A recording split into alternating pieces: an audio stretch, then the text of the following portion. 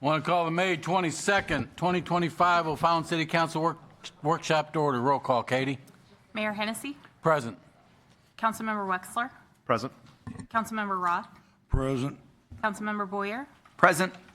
Councilmember Thompson. Present. Councilmember Bibb. Mark him in attendance when he arrives. Councilmember Costello. Present.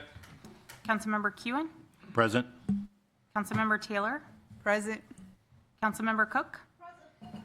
Councilmember Ragsdale. All right, folks, you have an agenda in front of you. What's the pleasure? Motion to approve, Kewen. Second Ragsdale. Motion by Councilman Kewen, second by Councilman Ragsdale. Questions or comments? All in favor? Aye. Any opposed? Motion passes. Anything on the agenda that you folks want to talk about? Seeing none. Workshop discussion items. I need a motion and a second to approve the City Council Workshop meeting minutes of May 8th, 2025. Kewen. Motion by Councilman Kewen, second. Wexler. Second by Councilman Wexler. Questions or comments? All in favor? Aye. Any opposed? Motion passes. Next is legislative update. Mr. Hinman. Miss Wendy's. Oh, Miss Wendy. We'll go ladies first. Miss Wendy. Hey, well, thank you all. Can you hear me okay? Yep. My name's Wendy Hausman. I am the representative from the 65th District, which has a portion of O'Fallon, and it's always a pleasure to represent O'Fallon. It's one of my smaller districts, but I always enjoy it. I have a great respect for the mayor as well as all of you, and so it's always a pleasure. I was on budget, and so as I'm sure many of you have heard, the budget's kind of a little crazy this year. We were, our numbers were, where they need to be right now. We're getting rid of ARPA, so next year we will have none, so hopefully the budget will drop immensely. I'm the sub-appropriations chair for the mental health children's division, and so I was just removed from that because I took another position as the chair of the, we call it COGE, which is similar to DOGE, which is the Committee on Government Efficiency. And so hopefully I will be able to find some things that we can save money save the taxpayers some money and, do a little bit better job at what we do, because we're similar to you all. We're making sure that we're just doing the best we can with what the taxpayers are paying. And I had several pieces of legislation. I'm not going to go through all of them because that would probably bore many of you. One of my favorites was it allowed the expansion of child care licensing. So child care facilities that are already existing that have current license that are up to date and that they have passed all of the regulations and rules that are required. If they want to continue and grow, they can do that and they get a temporary license. And so I think that's going to help because I know a lot of people right now are worried about child care and finding child care. And so that was a big one for me because I'm trying to help, people at the kitchen table. Another big one that we were able to pass was we did pass the exemption for diaper tax and feminine hygiene products as well as incontinent products. And so that was another one that I think is going to affect some of our, people back home because, families are struggling right now with the economy. And so I think that's going to be a really good thing for, everybody living, in O'Fallon area and St. Charles County so that we can, try to bring the cost of living down a little bit for them. And it shouldn't affect too badly for the cities. It shouldn't affect too much because it's really kind of a small tax that hopefully won't affect you. And with that, I'll take any questions. Question for Ms. Hausman. Just thank you for what you do. Well, thank you we very appreciate much. it. I appreciate all of you. Mr. Mattison, you're up, brother. My timing's perfect. Good evening, everyone. Great to see you again. I'm State Representative Mark Mattison from District 107, which is the southern portion of O'Fallon, as well as a little bit of Darden Prairie. We don't hold that against you. That's all right. We love everyone. So I got two bills across the line, kind of two and a half, because part of the tax cut bill included the circuit breaker senior citizen property tax credit program expansion that I've been pushing for 3 years straight now, and I am so pleased to see that get across the line as part of that tax cut bill. But one bill that I focused on was House Bill 516 expanded the Radioactive Waste Investigation Fund. As most of you know, the St. Louis region played a huge role in the manufacturing of the atomic bomb for World War II. And the waste left behind by that still continues to exist today in many areas.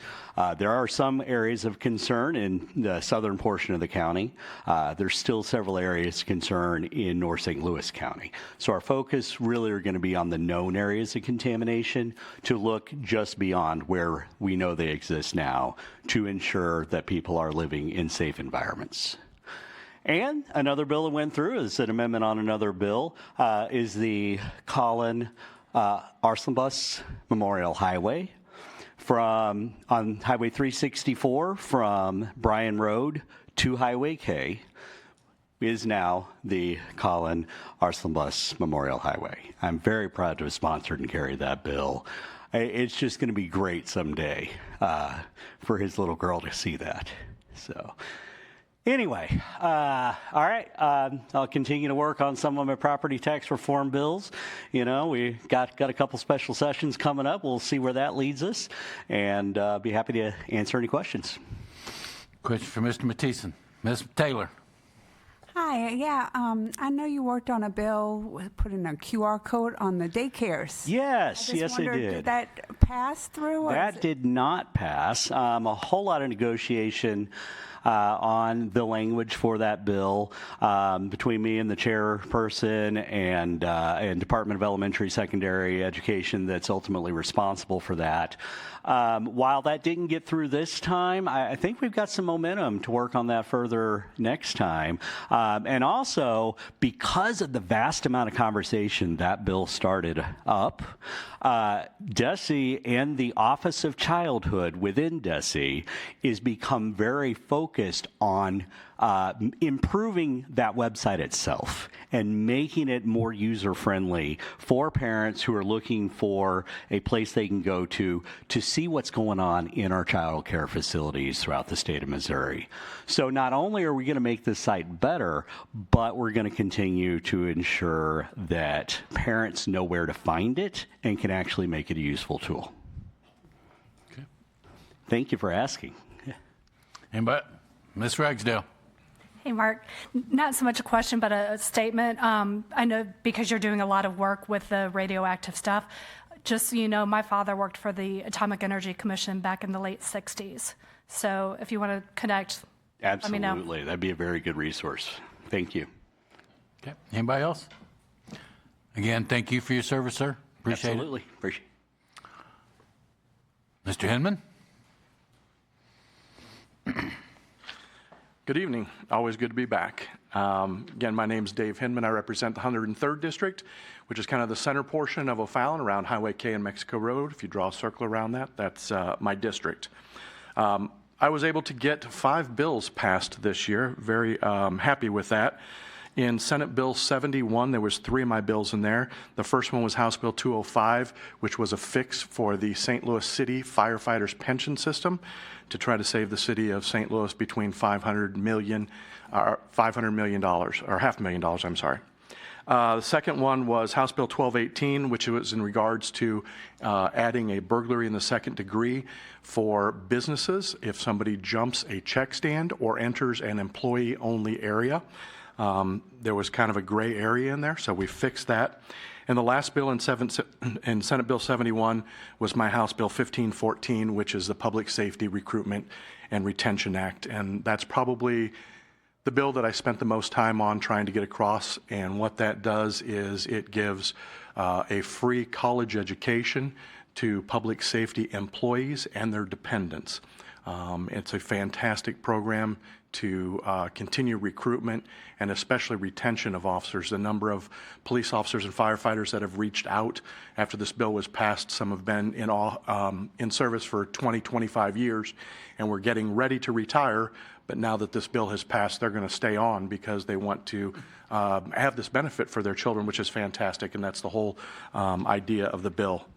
The next bill that passed was Senate Bill 218, and then there was my House Bill 1457, which modified the Judicial Privacy Act. And what that did is it brings it now down to municipal employees where their information can't become public. There was a lot of instances out there where a judge would rule against someone, and all of a sudden their houses were being trashed, titles to their homes were trying to be taken over. So what this does is 2 years ago it passed for judges at the state level. What this bill did is bring it down to the municipal level and help out those folks. The final bill that I had passed was House Bill 207, and that was in Senate Bill 3, and that had to do with the Department of Revenue fee offices. We have a big one here in O'Fallon, and what that does is increase the fees by $3 on certain things, on titles, driver's license, and stuff like that. A Department of Revenue office is the only business around that cannot increase its fees. Fees have only been increased one time in the last 20 years. With the inflation, the cost of labor, and everything else, they really needed this increase to try to really keep offices, especially in the rural areas where they were having to close the offices because they just couldn't make any money. And all of a sudden, folks in the rural districts were driving 45 minutes to an hour and a half to try to get a driver's license renewed. A couple other items that I wanted to speak on that I think have to do with our community. House Bill 121 expand the Safe Harbor Protection Act for infant newborns, and this is what we call the baby boxes. If you're not familiar with this, we just put one in at the fire station on Laurel Hill on fire station number 3. And the previous law would allow somebody to place a baby in there up to 45 days old. The new law goes up to 90 days. So if there's a parent out there that just figures out they just can't handle this, this gives them an opportunity to have that baby in some better hands. House Bill 145 is a bill that protected personal and sensitive information, and this closes the records for people who are under the age of 17. And I can remember dealing with this when I was on the city council, where people would try to get records of kids that were in our programs, soccer programs and stuff like that. And through the Privacy Act, we would have to give that information out. With this, that closes that loophole. We no longer have to give that information out. It also closes utility billing. If you have city utility billing, somebody can't call and request that information either. The final bill is House Bill 296, and we've got a lot of graduations coming up this weekend, and this has to do with public education. And this bill extends the waiver for retired public school teachers to become substitute teachers. That was going to end in 2025. This extends it to 2030. It also expands that background checks have to be done on any employee that drives a district vehicle. It used to be only if they drove a bus, but now if they drive any vehicle, they'll have to have a background check.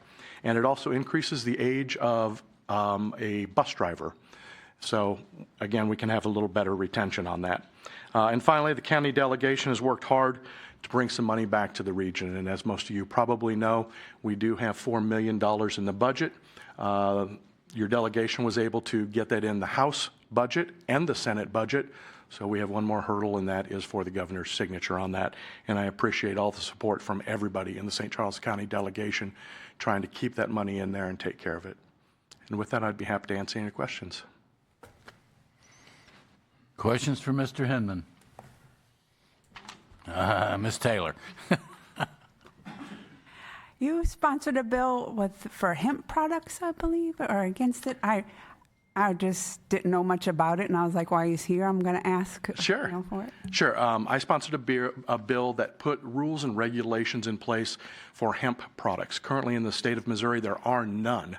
So anybody, 13, 14-year-olds, can go in and buy an intoxicating hemp product.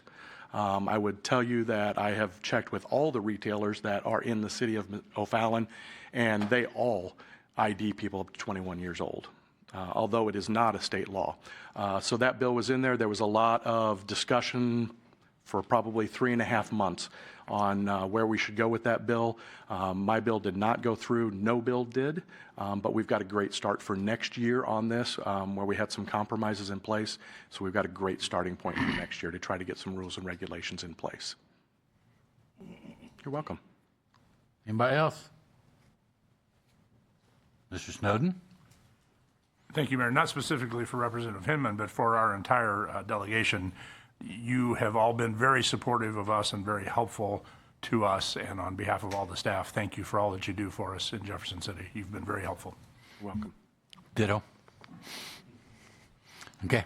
Again, thanks for what you do up there, or down there, or over there, or wherever. All right, Mr. Foley, our lobbyist. Thank you, Mayor, members of the council. I appreciate it. Always a pleasure to come and talk to you. I see some new faces up here, so welcome.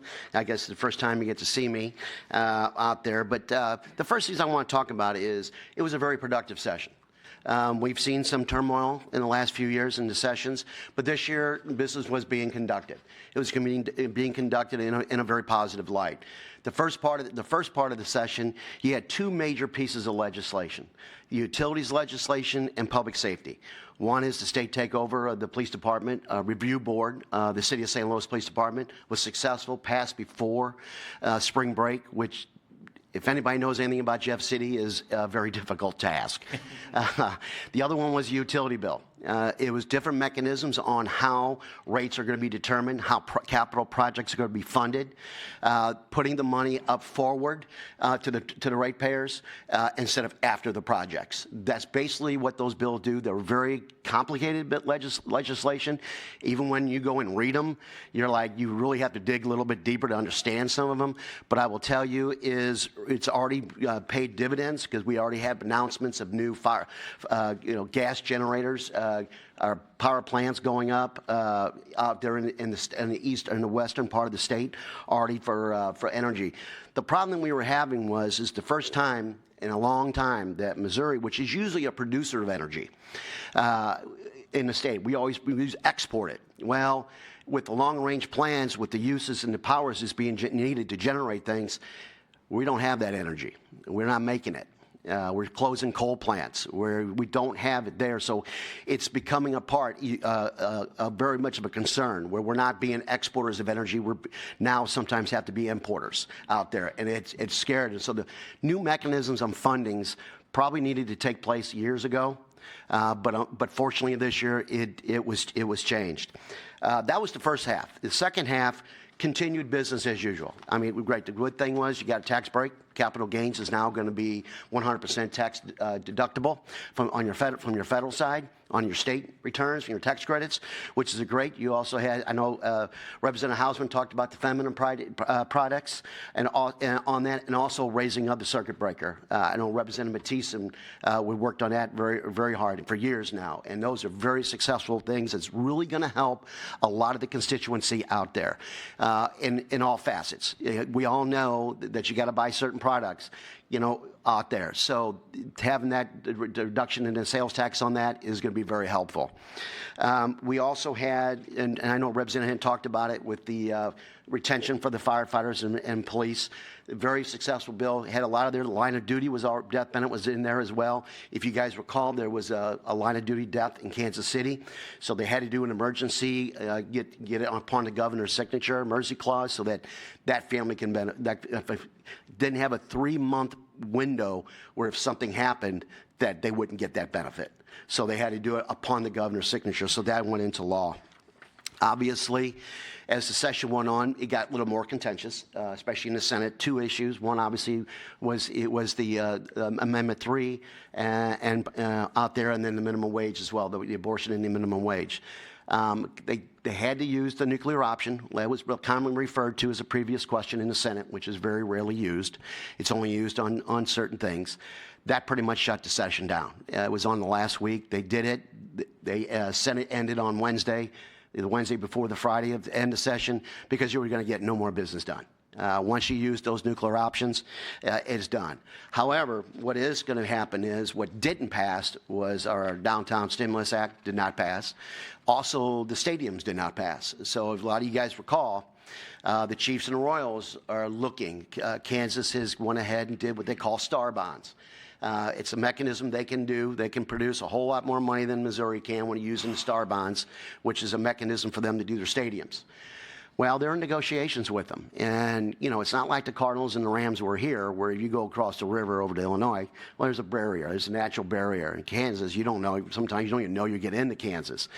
So there's really no problem. And if you guys remember back in, well, maybe not, I don't know, 1993, you know, Missouri was supposed to get that racetrack, the NASCAR track over there in Kansas.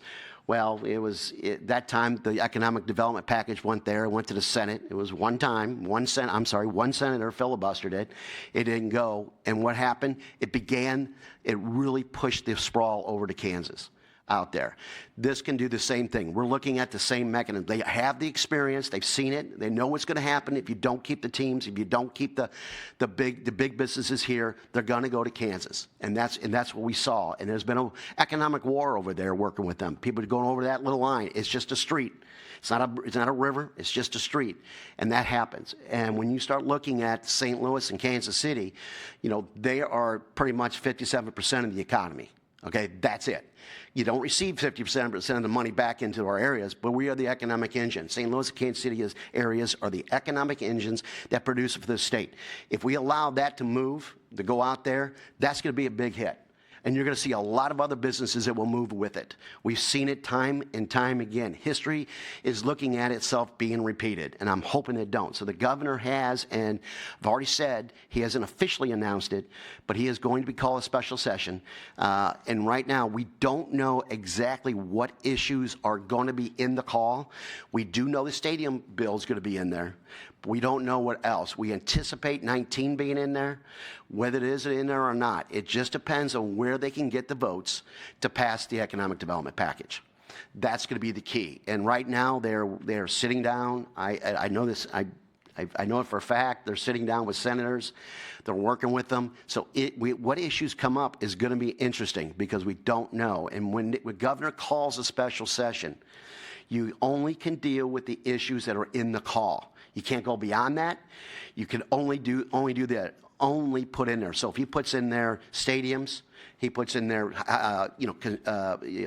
capital improvements projects, or if they put in their property tax reduction, sales tax reduction, whatever the case may be, whatever issue is out there, that's all they can talk about. They can't do anything, or else they can jeopardize the bill in its entirety out there. So. More locally, I know Representative Himmons already talked about the $4 million. We have obviously needed the signature from the governor on that. We've been down this road before on that one, but I feel positive about it. I know discussions are being had, and I think it's a great time now to really thank the legislators of our delegation. Working with them is great. They're easy to work with. We are blessed to have them there. They work as a team. Senator Schwarr is over the Senate doing the same thing for them, the House members. And let me tell you, they're in very key positions right now. And we want to keep them there and to help the St. Charles area, to help the delegation to help St. Charles County because they do a really great job. And their door's always open to me whenever we have. They're always asking me where OFallon is on it. We have any issues. And that's a blessing. It's a blessing to have, and it's a blessing. I hope it continues. So with that, I'd be happy to answer any questions. Mr. Foley, I just want to, on behalf of this council and the staff, I just want to thank you for keeping an eye out for the great city of OFallon. That's my pleasure. What you do for us. So I think we've been doing a long time now. A long time. Questions for Mr. Foley? You're getting off. Awesome. You're getting off easy. All right, bud. Thank you. Thank you. Thank you all. All right. That is it on the workshop discussion items. I'd like to have a motion go to closed session 610-0211, legal action, cause of action, or litigation between a public governmental body and any confidential or privileged communication between a public governmental body or its representative and its attorneys. 610-0212, leasing, purchasing, or sale of real estate. And 610-0212, sealed bids and related documents. Till the bids are open, and sealed proposals and related documents or any documents related to negotiated contract until a contract is executed or all proposals are rejected. So moved, Ragsdale. Second, Boyer. Motion by Councilman Ragsdale, second by Councilman Boyer. Roll call, Katie. Councilmember Ragsdale? Yes. Councilmember Bibb? Yes. Councilmember Taylor? Yes. Councilmember Roth? Yes. Councilmember Cook? Councilmember Wexler? Yes. Councilmember Thompson? Yes. Councilmember Kewen? Yes. Councilmember Boyer? Yes. Councilmember Cascella? Yes. 10 yes votes will be in the community room at 6:05.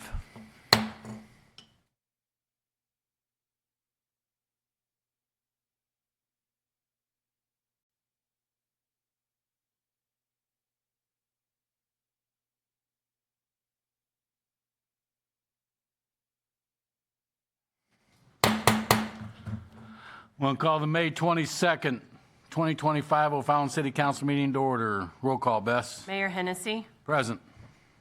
Councilmember Wexler, Present. Councilmember Roth, Present. Councilmember Boyer, Present. Councilmember Thompson, Present. Councilmember Bibb, Present. Councilmember Cascella, Present. Councilmember Kewen, Present. Councilmember Taylor, Present. Councilmember Cook, Present. Councilmember Ragsdale. Present. We're all here. If everyone would please stand for invocation by Chaplain Michael Atherton, Senior Pastor of First Baptist Church of O'Fallon, followed by the Pledge of Allegiance, led by Councilwoman Member Ragsdale. Join me in a word of prayer.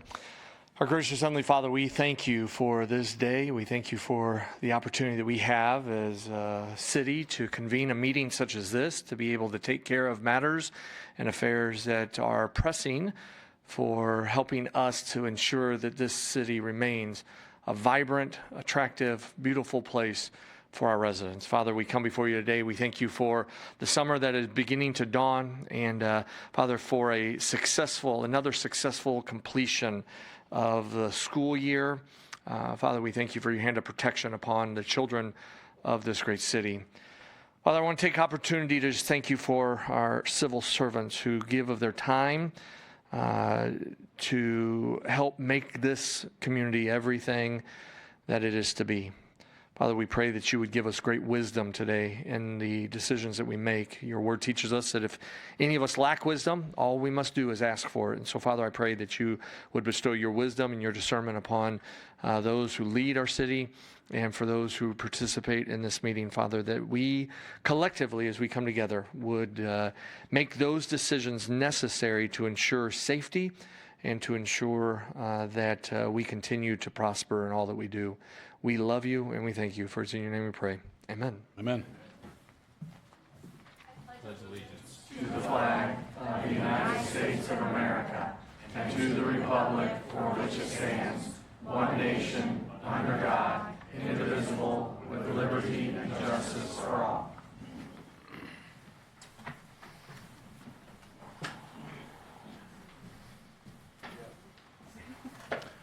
All right, folks, you have an agenda in front of you. What's the pleasure? Motion to approve, Kewen. Second, Bibb. Motion by Councilman Kuhn, second by Councilman Bibb. Questions or comments? All in favor? Aye. Any opposed? Motion passes.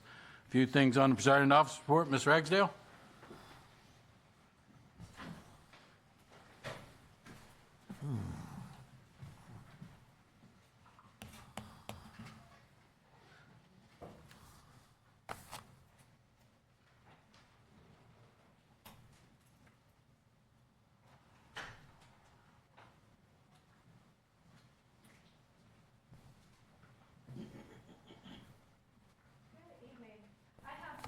Honor and privilege right now of being the new liaison for the DARE students. These are amazing fifth graders all around our city who, with the help of wonderful people like Officer Dave here, they go through this program and then they write essays.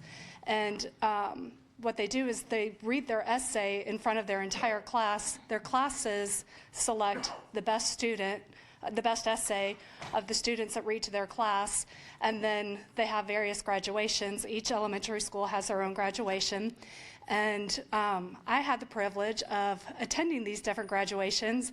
I got to hear the essay from the fifth grader that was selected by their classmates at each school, and that's how we ended up coming up with I don't want to call them winners because I think that all the fifth graders are winners who went through this program, but that's how we made our selection of who we wanted to invite to come to City Council to read to you the essays that they wrote. And let me tell you, a lot of times, you think that as a liaison for an organization that you should be giving them so much of you.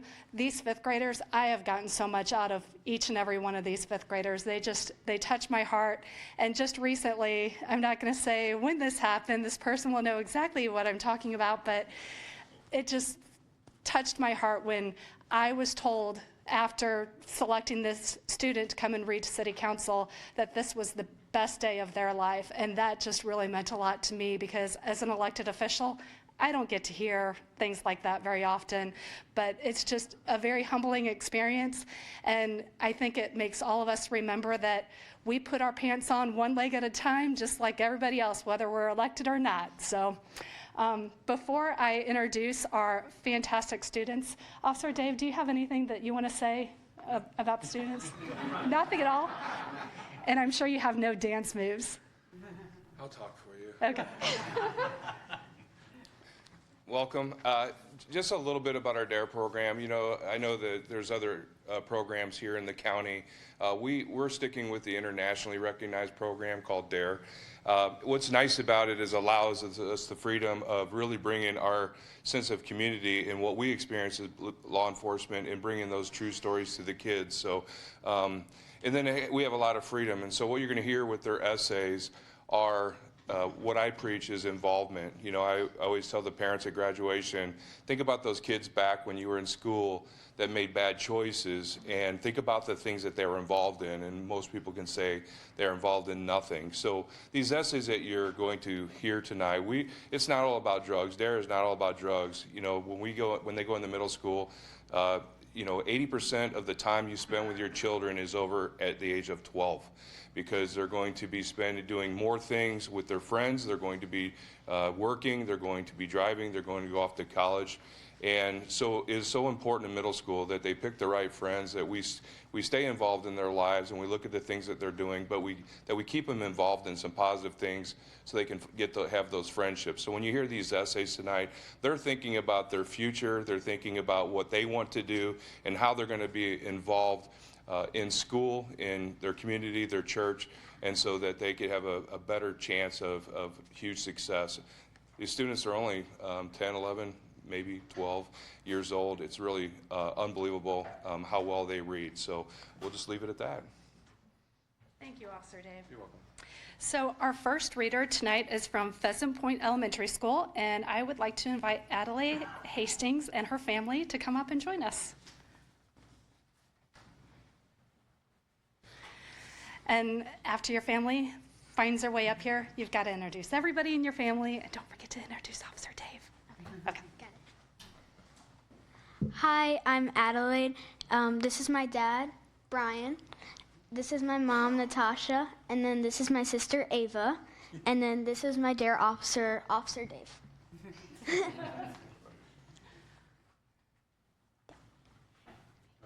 Okay. Dear myself, I'm currently 11 years old and in the 5th grade. I live in O'Fallon, Missouri and go to Pheasant Point Elementary. This year, my teacher is Mrs. Schoonover. She always makes me laugh, excites our class, and is easy to learn from. I enjoy doing many hobbies and activities. I love to read, play games, do crafts and projects, as well as go on many vacations and new adventures. I also love spending time with my friends and family. Getting to bond with them always takes my mind off of things and creates remarkable memories. Another thing I find fun is being outside. Outside, I like to swim, ride my bike, go camping, and much more. But one of the biggest passions of mine is dance. I'm a talented dancer. I dance at Fusion Dance Center and compete at many competitions. I do all different styles such as ballet, contemporary, jazz, lyrical, hip-hop, tap, and musical theater. Dance is something I excel at and is a strength of mine. I also believe I am a good person and friend who has a great personality. I am respectful, helpful, and care for other people. I always try to pursue my highest potential and full capability. I know I am someone who can work hard to get the job done. I feel the DARE program is effective and necessary. It encourages kids like myself to want to be responsible in their future. It reminds them to approach life making positive decisions and provides them with the understanding of consequences. I feel the DARE program helps mature 5th graders as they go into middle school. This year is my final year in elementary school. I have made a lot of fun memories at Pheasant Point, and I'm going to miss a lot of things about it. But I'm also excited for what next year at Fort Zumwalt West Middle will bring. I know middle school is going to be a fun adventure and is an honor to be going in the 6th grade. I'm looking forward to joining band as my elective and will be playing either the clarinet or percussion. I'm also looking forward to being on the Junior Jags dance team. I think it is important to be involved in school activities like these because you are finding a great way to socialize and be a part of your community. You're interacting with the things and people around you which keep you busy and out of trouble. In high school, I want to continue being the person I am today. I think I will be a student who participates and is a critical thinker.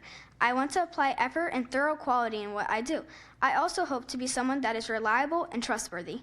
In high school, you carry big responsibilities, and it is important you manage them by being responsible yourself. I want to be recognized as a dependable role model. In high school, it is my goal to be on the high school dance team. This is a big commitment that I'm willing to make sacrifices for. I think this is a helpful opportunity and fun experience. It will improve who I am as a dancer as well as teach me many skills and lessons. Being involved in an activity like this will also bring me on a fun journey through high school with memorable moments. After high school graduation, I would like to apply to a good college that is close to home. Even though my career is undecided, I know I would like to have a good job. I have had ideas such as being an author, teacher, or even a Rockette, but I'm still unsure. I want to have a fun, stress-free future where I make a difference in the world. I believe being responsible is making good choices is important. The more you progress through life, the more independent you become. It is vital that you make the safest and best choices to take care of yourself. If you make poor decisions, there are consequences that can limit you and prevent opportunities. You are much more capable and trusted when you are responsible and make good choices. In DARE, we have learned skills such as how to report bullying or situations, how to effectively communicate, how to say no to peer pressure, and how to resist things, and the DARE decision-making model. I think it is important to acknowledge the DARE decision-making model. The helpful steps to find, assess, respond, and evaluate show how to effectively respond and communicate to a situation. I pledge to be drug-free because doing drugs affects your physical and mental health. I do not want to be brought to an addiction that I have to make sacrifices for. Being someone healthy and strong will take you much farther in life. Sincerely, Adelaide.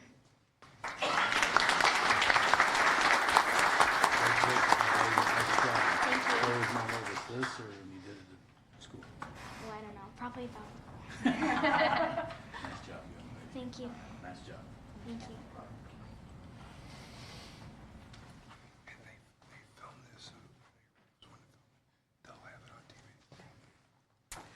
All right. And next up, we have from Dardine Elementary School, Lucy McCormick.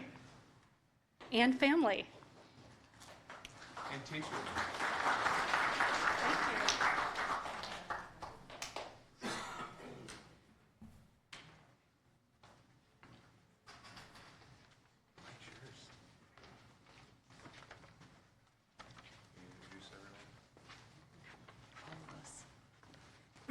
This is my brother, Gibson, my dad, my mom,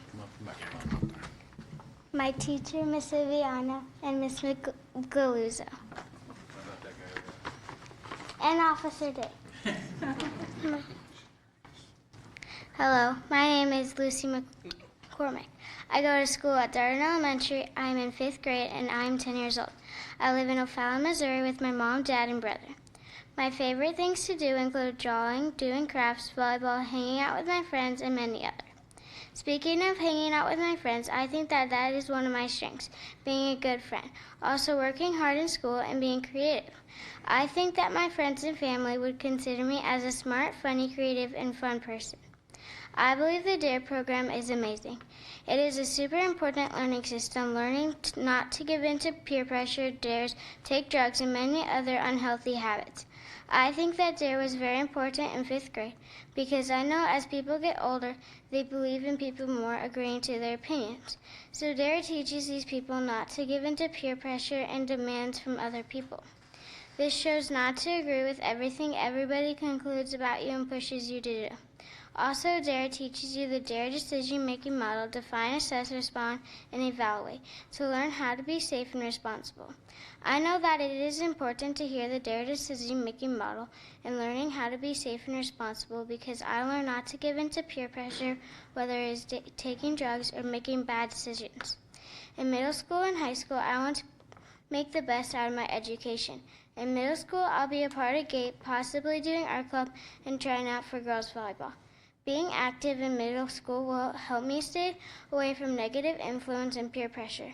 In school, I will be a hard-working straight A student.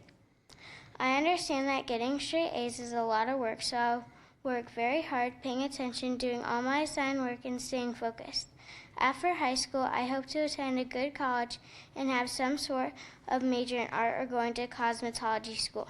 In school and out, I know that it is important to be responsible, because doing so means to work hard and make good choices, leading to a good career and healthy lifestyle. The DARE decision-making model will help me continue making positive decisions throughout my life.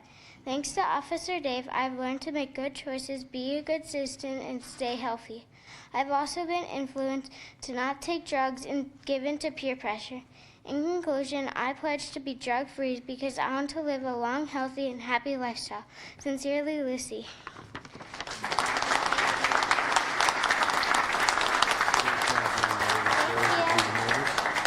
Were you nervous? Yeah. Why were you nervous? I don't know. There's just a whole bunch of people out there, that's all. Nice job. Thank you. Great job. Thank you so much. Thank you so much.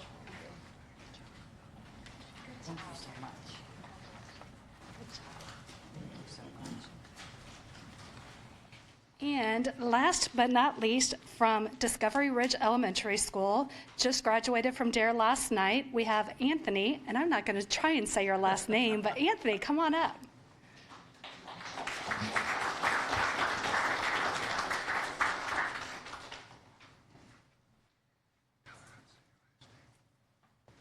My last name is Borowski, okay. So stand right here and then make sure and introduce your family. Hello, my name is Anthony Borowski, and this is my mom, my dad, and Officer Dave. Should I read it now? Yeah, absolutely. Okay. Dear Essay Report. Wait. Dear Essay Report, a letter to myself. My name is Anthony Borowski. I am 11 years old, and I am in the 5th grade. I live in OFallon, Missouri. I am funny, caring, and kind. One strength I have is I have a good public speaking voice. My hobbies are playing video games, scootering, playing basketball, and hiking. I feel good about the DARE program. I think it was really important and helped me grow as a person. It made me think about the paths I have to take in order to have a good future. I have signed up for band. I think being involved in groups will help me make more friends from meeting new people. I hope to be a really good and caring student in high school. I'm thinking about joining a band, coding clubs, track, and yearbook club. I have so many interests that I can see myself being a writer, TV creator, marine biologist, historian, and musician. Social skills will help me be a good friend and allow me to stand up for myself. Learning to be safe and responsible was important for me because it will help me make good choices in my life, and it will help me become a more well-rounded person. My pledge. I promise to be drug-free because I only have one life, and I am not going to let drugs and addiction prevent me from having a good life. Sincerely, Anthony Borowski.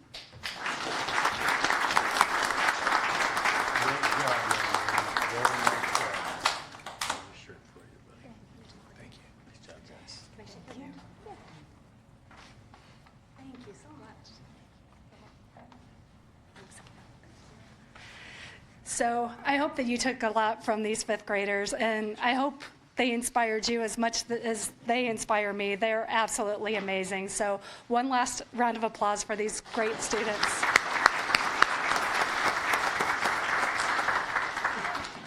All right, and before Officer Dave gets out of here, I just want to thank him for his years of service with the DARE program. As Linda said, last night was his last DARE graduation. So he is moving on. He's going to he's moving on to Fort Zumwalt West as their SRO at Fort Zumwalt West. But Dave has been doing DARE for a long time, as long as I can remember. So Dave and Brian, thank you for what you guys did with the DARE program, and I know our new 2 DARE officers will do just as great job. So thank you.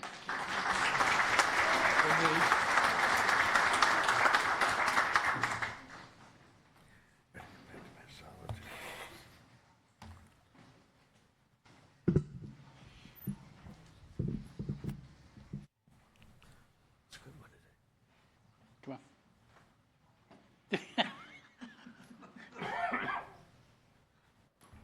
Austin can kick you in the butt, get you moving.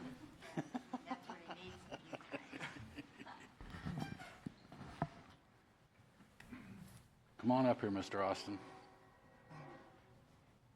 Come on up here, buddy. How you doing, big guy? Good. I do have a proclamation. I believe we've been doing this for the last couple years. Whereas the Children's Tumor Foundation is observing May 17, 2025 as World Neurofibrosis Awareness Day to educate the public about this rare genetic disorder. And whereas NF encompasses a group of genetic disorders that cause tumors to grow on nerve throughout tissue, throughout the body, including the brain, cardiovascular system, bones, and skin. Whereas NF affects all populations equally, regardless of age, race, ethnicity, or gender. Whereas there are 3 primary forms of NF, all of which lead to chronic pain, hearing loss, vision impairment, skeletal abnormalities, learning disabilities, and life-threatening complications.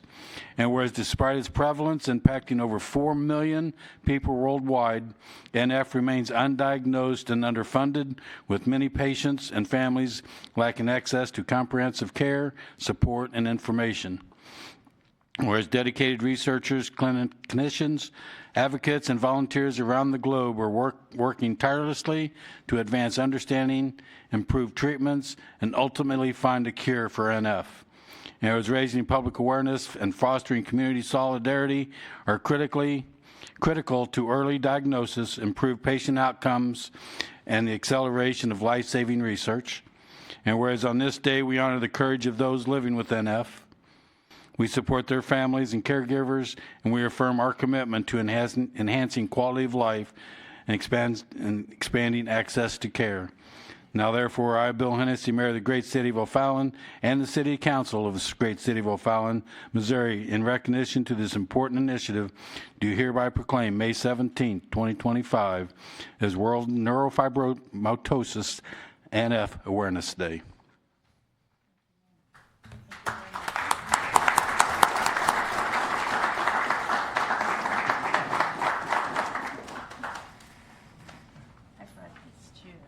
Just to share with you. All right. Good evening, everyone. I thank you again, Mayor Hennessy and the council. I think this is maybe the 3rd year that we've done this. And it just means so much to the family. We're very, pretty involved in O'Fallon. It's a great place to live. Austin was born with a tumor under his tongue. It's not operable, but he's doing very well. He gets all A's in school.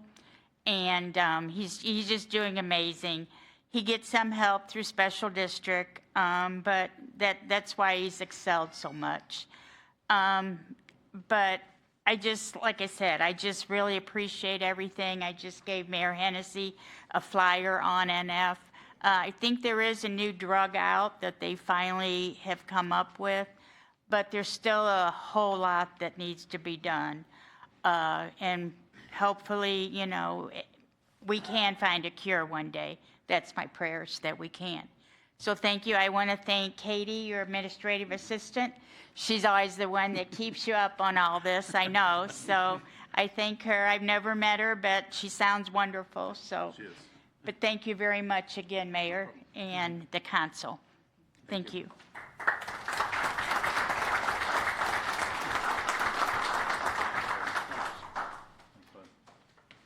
And if you don't know, Austin goes to Forest Park, and he was one of the dare readers from his class, that his class picked him as a dare reader. So, yeah.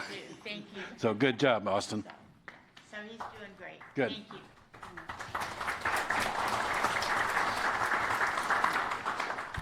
And if you've noticed, we're all wearing our Hoots shirts. So I have the privilege of Mr. Schmoll. You want to come up? Do you want to say anything about the Hoots? I don't know if you want to say anything about the Hoots or not, do you? Yes, I can. You guys always invite me on Dare Night and always make me look like a terrible public speaker after these kids come up and do such a great job. So we need to fix this. We got to find another time. So today is opening day for college baseball at the ballpark. Tonight's the opening night of our First Form Collegiate League. It's our in-house league where we welcome over 200 collegiate athletes to play in our stadium or at Carshield Field. In addition to the Hoots season. So starting today, we will have a collegiate baseball game every day from today until July 31st, at least one game. And starting June 11th, we will be full baseball from 8 a.m. to 11 p.m. every single day until July 31st. So we are one of the commitments that we made when we came into the ballpark in 2020. With the exception of the COVID whole situation, that we were going to utilize the facility every day that we possibly could. And I think we've made good on that and continue to find additional programming to build into our schedule, such as coming back for the second year, our Hoot Nanny, our partnership with the St. Louis Clydesdales, where we partner with the St. Louis Clydesdales first responder baseball team, help raise money for their organization, and also put on a great show for the citizens of O'Fallon and the surrounding communities. This past year, we welcomed over 165,000 people to the facility, and look forward to doing roughly the same number again this year, while again staying committed to providing affordable, family-friendly entertainment. Tuesday nights it's $2 to get into the ballpark, and every other night walk-up tickets $10. And we're home of the Friends and Family deal, where it's $40 dinner and a show, hot dog, soda, ticket, and a bag of chips for $40 for your family of four. So again, we remain committed to providing affordable, family-friendly entertainment for the citizens of O'Fallon and surrounding communities at the ballpark. So, opening night is the 27th. Opening night's the 27th. You can't get tickets; it's sold out. There we go. So that's fantastic. Second year in a row we've sold it out. We've got Charles Glenn, used to sing the national anthem at St. Louis Blues. He'll be singing the national anthem at the ballpark that night. The next game that we do have tickets available for is June 3rd, and we are almost sold out of June 3rd. And then we do have a game on June 4th. That one is not close to selling out, but then June 6th and 7th are both on what I call sellout watch. So hopefully we'll sell out four out of our 5 first home games. What's the team look like? We'll find out on May 27th, Bill, or Mayor, sorry. No, I think we should be pretty good. We've got quite a few kids from O'Fallon in St. Charles County this year. I know one athlete from is a graduate of Fort Zumwalt South. He's up for Freshman Pitcher of the Year in his collegiate conference in Division I. So we should be pretty good. Have some returners coming this year, and have a couple of players that are coming from out of town that are living with host families in O'Fallon. So fantastic, and certainly appreciate those folks opening their doors to hosting a player for the summer. Okay. Questions for David? Any? Hoot Nanny is not sold out. It will be soon, though. Okay. Thanks, Dave. Awesome. Thank you, everyone. Next, I'd like to have a motion to ratify my appointment of Noah Brandt to serve on the Cultural Arts Commission as a commission member, Ward 4, filling the remainder of an unexpired term until April of 2026. So moved, Kewen. Taylor.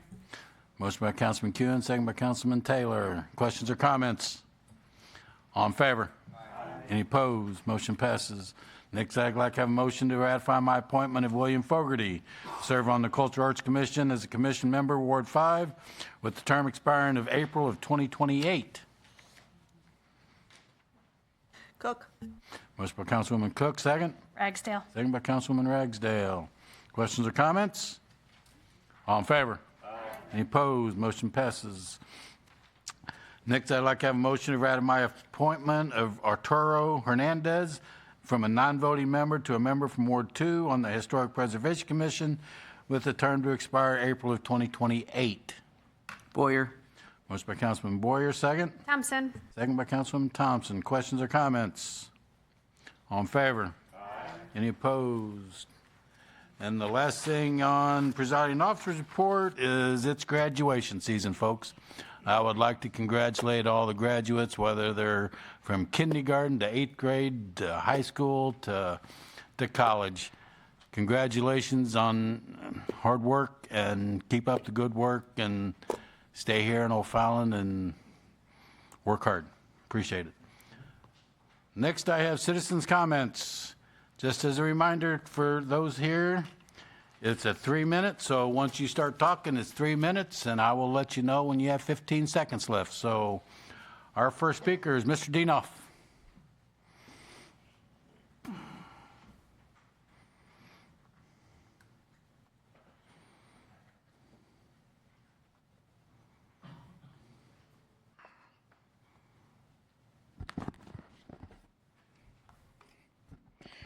Good evening, members of the City Council. My name is Arnie C. A.C. Dienoff, City Public Advocate. First, want to start out by saying my arch nemesis has moved to Middleburg, Florida, abandoning our great O'Fallon. So if our city is so fantastic, why in the world would she want to move to Middleburg, Florida?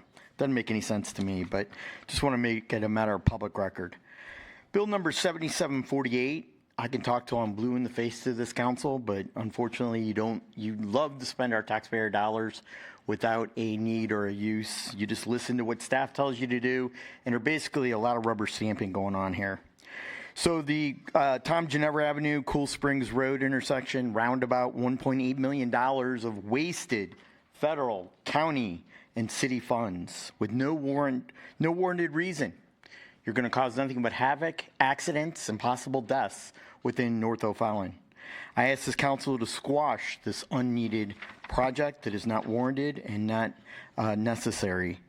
Bill number 7550, corporate welfare at its best, when it's Aldi's, which is right near the intersection of Missouri Highway 79 and I-70.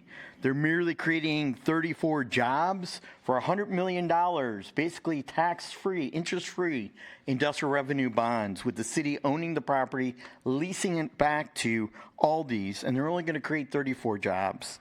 They want a 50% tax abatement. We're paying for their building addition. They're paying no sales tax. It's a warehouse. Corporate welfare. There's no sales taxes on their construction purchases. We have loss of revenues to our public school district, our libraries, our college district, our county tax levies, Disability Resources Board, which is really sad. And they get a free pass on 50% of their tax liability to the city. Resolution B on your agenda is the Community Block Grant Action Plan.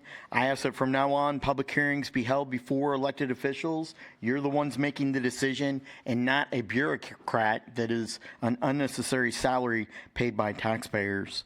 Resolution C, Vehicle Towing and Storage Services with Rodland Enterprises, known as Budget Towing, who does an excellent job in the city of Wentzville and other communities throughout our area. This owner gives a lot back to our community. August 1st, I believe, was the contract, may have expired. He's been the longtime winner of the contracts. You all received a letter, You have unfortunately, 15 seconds. which is full of sour grapes, jealousy, and full of falsehoods. He's has a contract with the AAA, American Automobile Club. They have a high caliber level of customer service. And from my heart, I've never seen any problems out on the street. or any problems, and so I asked Mr. Dienoff. the contract. Well, your time minutes are up, sir.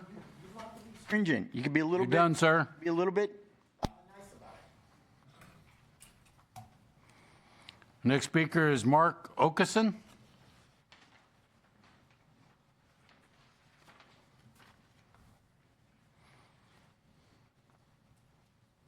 Good evening. I'm Mark Okeson. I live in Fieldstone Farms. I'm here to support this 2025 HAID, if I'm saying that correctly. I'm sorry, I'm not familiar with this. Lisa Thompson did a great job. Can you move the microphone? There you go. Sure. Thank you, sir. Lisa Thompson did a great job in our neighborhood about giving us information. And back in May 4th, she told us that,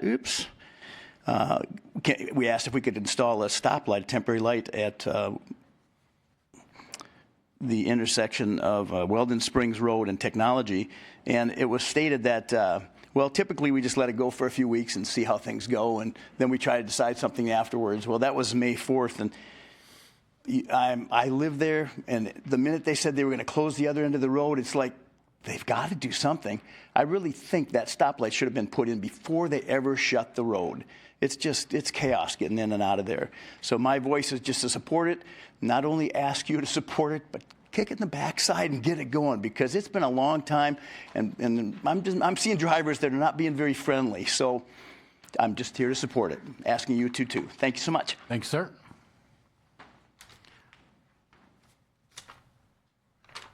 Our next speaker is Katie. I'm not going to try. I'm not even going to try. So if you would just give us your name and address for the record. Yes, sir. My name is Katie Zeitz-Fink. I live at 937 Bentley Park Circle in the Manors of Fieldstone Manor. Lisa Thompson is our council ward member, and she has also, again, had excellent communication with us. I am here to ask for your support in the addition of a traffic signal at New Technology and Weldon Spring Road. Ever since the beginning of the construction, that intersection has been a nightmare. Yesterday at 4:32, I was on the phone for over 5 minutes with the non-emergency line for the O'Fallon Police Department. There was an accident where a young woman and another gentleman were involved in a collision. She was in the front seat of her car crying and holding a small child. This accident could have been prevented had we had a light signal there. Every day we are forced to leave early and return home late because of the excessive traffic with only one way in and one way out, where the traffic does not stop on Technology, and you're either putting your life in danger by taking a gap, or you are waiting 10, 15 minutes when the traffic will back all the way back to the elementary school at times as we wait to exit from John Weldon. I ask for your support, please. This is an 8-month endeavor that we are waiting for this roundabout to be installed. And to be honest, living here 5 years, I do not know why we are spending the money for this roundabout. We are surrounded by HUD housing and a trailer park that must be causing a lot of accidents at this intersection. But the real problem truly lies at Technology and at Highway K, where you cannot get on and off that intersection either because of, again, ongoing traffic with no signal there by the intersection. So again, please install this light fixture for us so that we can have a way to get in and out of our subdivisions during the middle of this ongoing construction. Thank you, Mayor. Thank you, Council. Thank you. Our next speaker is Sharon Thornton.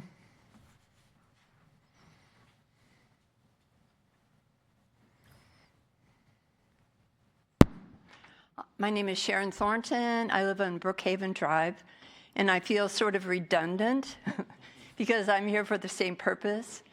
It has extended my commute. I use that intersection about 2 times a day, and so does my daughter, uses about 2 times a day, and it has about tripled our commute to get to where we're going. But I'm not really concerned about that.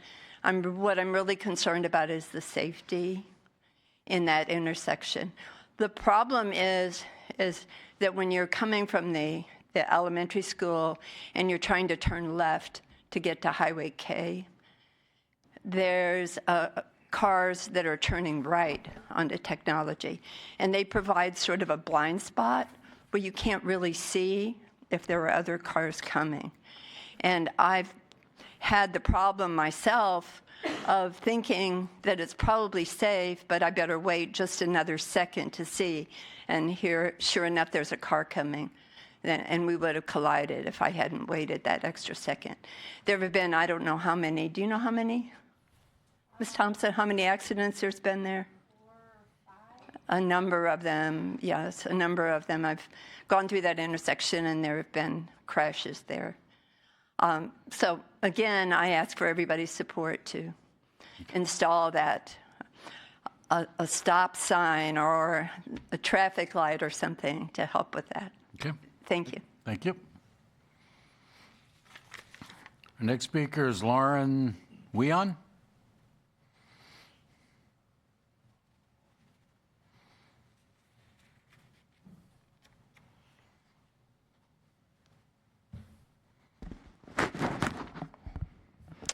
Good evening, members of the council. My name is Lauren Wyan, and I am here tonight not just as a resident, but as someone's life who was turned upside down by a system that this council is being asked to expand.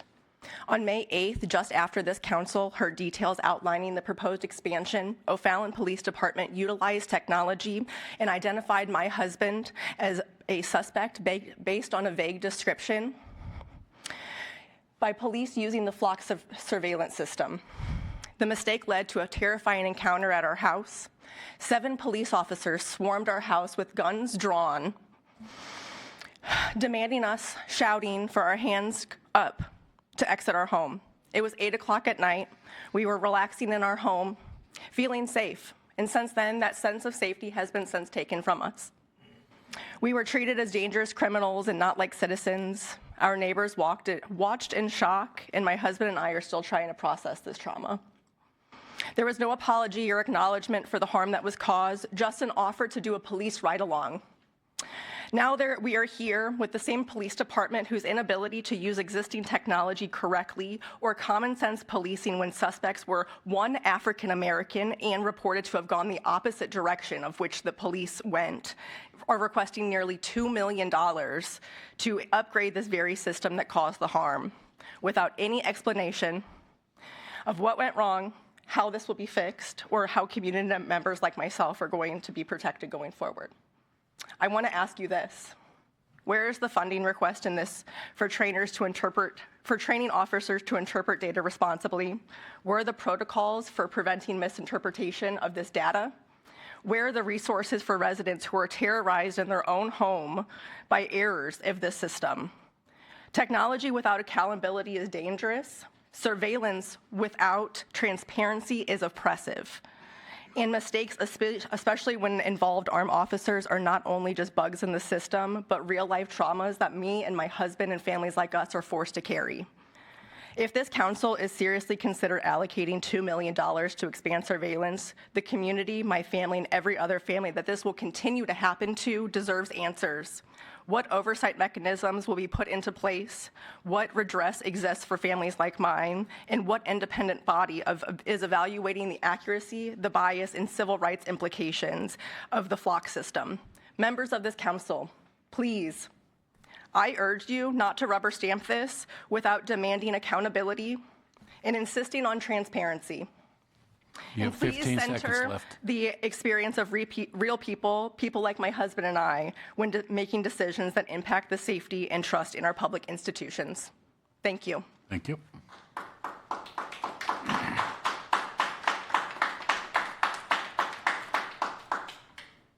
Next speaker is Michael Turner.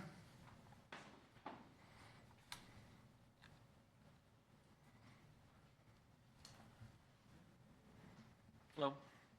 My name is Michael Turner. I am at 1163 Mueller Road, O'Fallon, Missouri, out in St. Paul. I'm representing Sherman Towing. We're at 1650 Kenmar Court in O'Fallon, Missouri, Ward 5, which is something that my other budget towing can't say it. We've been in business here in O'Fallon for almost 40 years, maybe longer. I can't really get a good date on it from my stepdad. But we've been here for a long, long time. We appreciate the opportunity to bid. I hope you change your mind. I sent everyone an email of things that have been going on for 13 years now, if not even longer. I'm going to leave it in your guys' hands. I hope that all the new faces here sees the truth, and I appreciate anything you do, and thank you. I'll be here if any questions. Thank you. Our last speaker is Rodney Sherman.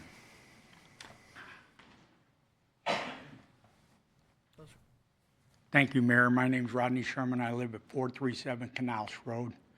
I'm the owner of Budget Towing, Rodland Enterprises. First of all, I want to thank you for the last many, many years of service in the city of O'Fallon, and I hope to continue to do that. You're asked a resolution here to be passed, and I hope you do that because you just don't need to fix something that's not broken. So I've had very, very minimal amount of complaints in my 31 years of being in business. And I probably got one of the nicest facilities in St. Charles County. You're welcome to come out and tour at any time. There's always 3 ladies at the front office to accommodate and help people that had an issue. So we appreciate your support in this matter and renew with Rodland Enterprise again. Thank you very much. Thanks, sir. That's our last speaker. And Patrick, if you want to come on up. To our first speaker, the reason he said his arch nemesis left, it's not because of him. She left. She went down to Florida to be with her grandkids and her great-grandkids. So that is why she left. So it's not like he kicked her out or whatever. And that's why, look, that's enough said. The other thing is he was commenting on the Chapter 100s and people losing, it's a government handout and everything else. Patrick, can you explain something to the rest of the folks that are sitting here, what the Chapter 100 does, and it's totally false of what the man was speaking about. So go ahead. Well, thank you, Mayor, for that opportunity. Patrick McKeon, Economic Development Director of the great city of O'Fallon. The Chapter 100 industrial revenue bonds is a tool that we have used repeatedly within the city of O'Fallon to induce capital investment by companies that are building and investing in our community, creating jobs. And in this particular case, this is a project that we started 4 years ago, and working with the consultants that represented this company, and finally it has come to fruition. When we started this project 4 years ago, it was a $50 million project. In the course of that time, it is now a $100 million project, and it's a $100 million project for a couple reasons. They have agreed to not only expand their building and add new employees, but to realign their truck entry that will allow for the stacking of over 30 trucks, which will then take the pressure off of overnight parking on city streets and the problems that come with that. They also are encountering the fact that costs are much higher in the last 4 years. Steel's higher, building materials are higher, labor costs are higher. But we benefit from the idea that it's going to be $100 million invested in our community. Now, warehousing is an automated process. They don't need hundreds and hundreds of employees, but the fact that they have agreed to retain every single employee they have now and add 30 more is a benefit to this community also. In terms of the benefit that they are receiving on the tax breaks, they will continue to pay every single dollar they pay presently for that facility. That's part of the agreement. They will get potentially a 50% tax break for a total of 12 years on the net new assessed value of that building. And so as the assessor comes out and looks at that and looks at that addition, they will try to determine what's the added value that that has brought to this building. It's a relatively small number in terms of the benefit. So ultimately, this company, Aldi, will continue to pay to the school district, every other taxing district. They will pay an incremental amount above that, which potentially is somewhere in the range of about $300,000 net new benefit to all the taxing districts, create no additional burden on the school district, the library district. The fire district and the ambulance district will get 100%. They will not, there will be no abatement of their portion of those taxes. And we will secure the fact that this company will continue to operate in our city for a long time. It's a great tool that I think we have used efficiently, effectively, and judiciously to spur almost $500 million of new capital investment in our community in the past 8 years. And so I feel very fortunate that you've given me that opportunity to be able to do that with these companies, and we continue to use that tool to attract and expand the businesses that we have here. So happy to answer any questions. Thank you, Patrick. Go ahead. Go ahead. Could I ask you, Patrick, a question, please?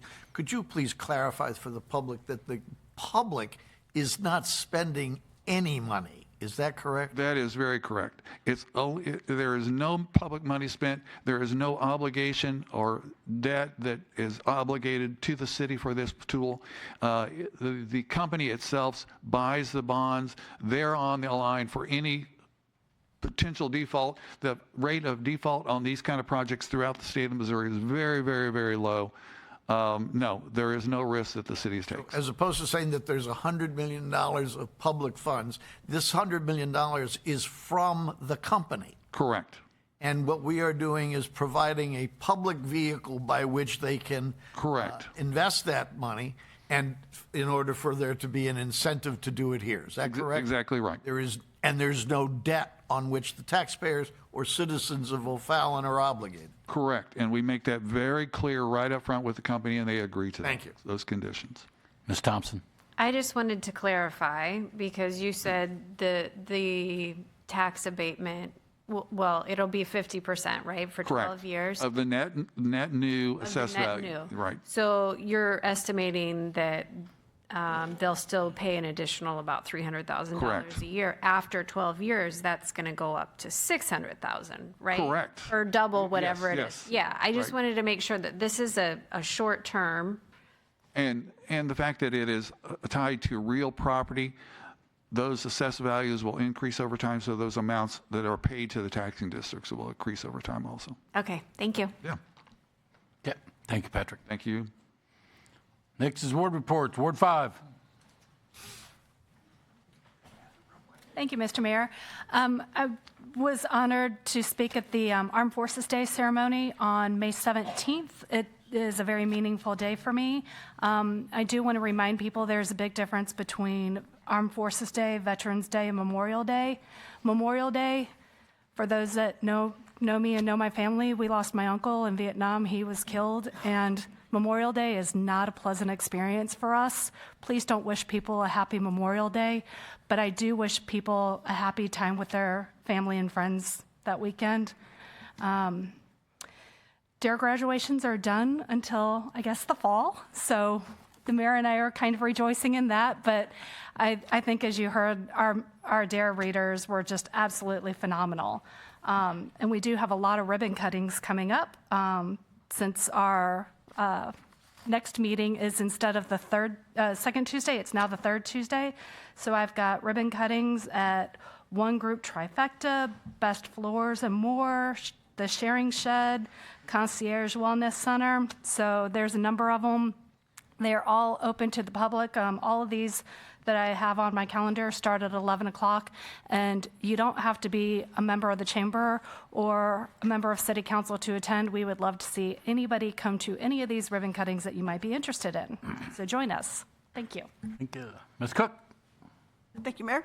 I just want to say we have it on our consent calendar tonight for the traffic calming for Turtle Creek. So I know this has been a long time coming. A lot of work with city staff and engineering. But I know the residents of Turtle Creek will be really excited to see this traffic calming coming in. With the high school being there, that's just a cut through. The kids are driving fast. So hopefully this will alleviate some of those problems. So I know that the residents will be excited about that. That's all. Ward 1. Sure. Just wanted to bring attention to the Memorial Day event. That will be Monday at the Veterans Memorial Walk on Bellow Creek Road. And then I also wanted to give a shout out to our Public Works Department. I saw them out on Sunday filling potholes.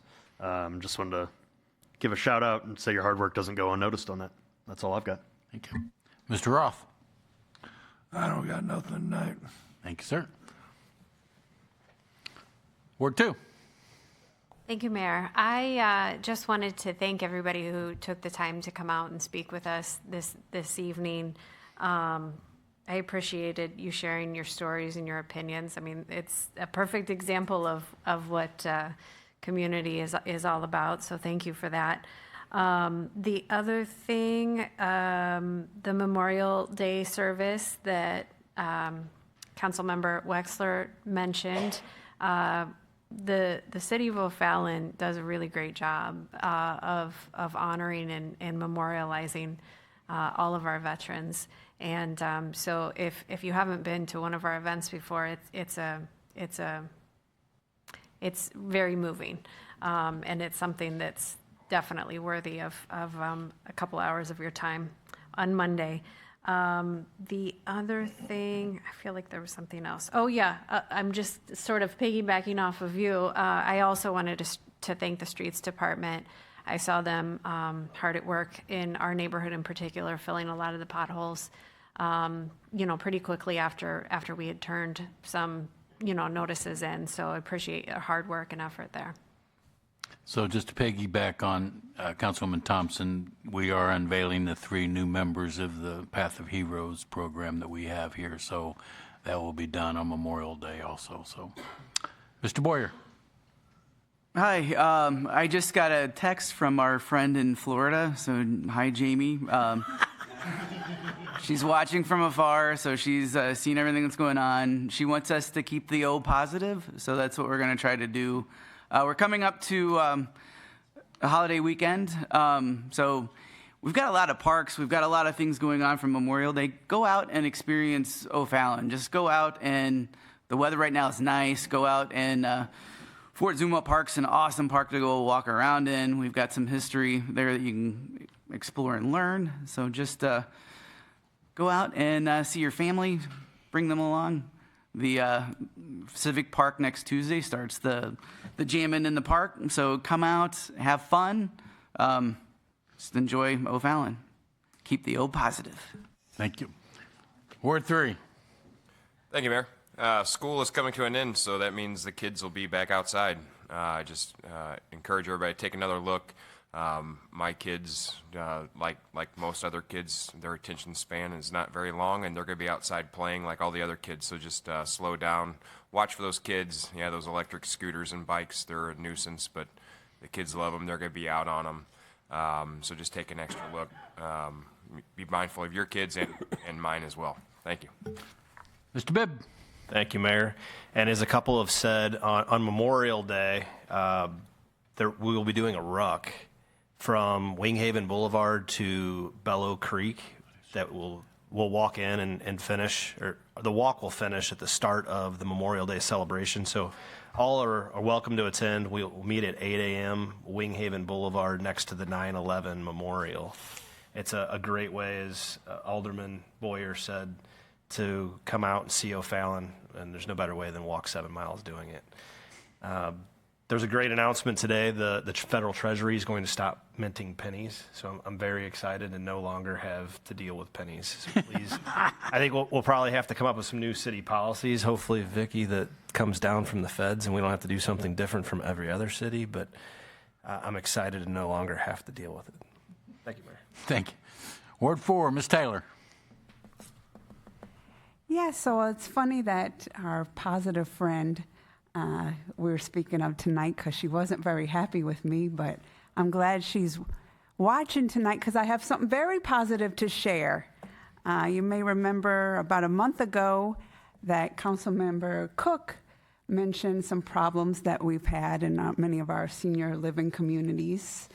And we've especially had one in one of ours, Ward 4, Hillman Place, that they had some issues that weren't getting resolved, and both Councilmember Kewen and I and our code enforcement team have really been working hard to push for those improvements. And I'm happy to report that, the last few weeks that they, over in Hillman, they've been bustling with activity, working to get all those improvements done. And hopefully next week, when they have a final inspection that we'll see that pass. So I just wanted to take the moment to thank the staff for working hard. They're very grateful over there. And on behalf of them, they wanted to thank you for acting quickly, for showing them, that you care about and that their concerns matter to them. So thank you.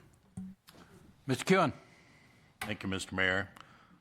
I'd like to start off by saying in the past 3 or 4 weeks, I think it's 4 weeks, I can tell you I've really thoroughly enjoyed working with Councilmember Taylor. She has been a great partner in all of this, and I'm honestly pleasantly surprised at the amount of passion that she has in what she does for the city. So thank you. I really appreciate working with you. One other thing, I know some of you may have noticed that I missed the meeting 2 weeks ago. Well, I missed it because my senior in high school, Mr. Tyler Kewen, was having his final band banquet awards night. And I'm proud to announce that of all of the marching band members, which is over 120 students, he alone received the Louis Armstrong Award for leadership on the marching band. I was very proud of him. He will graduate this Saturday from Fort Zumwalt West High School and will move on to Missouri S&T, formerly known as University of Missouri-Rolla. He's graduating with a GPA greater than 4.0.